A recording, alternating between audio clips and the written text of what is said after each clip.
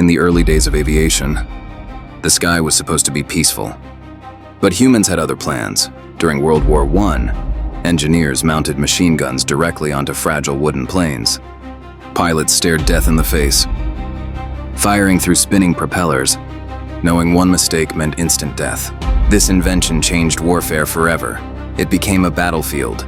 The first fighter aircraft was born, not to explore the skies, but to hunt, turning them into flying weapons. The sky was no longer freedom.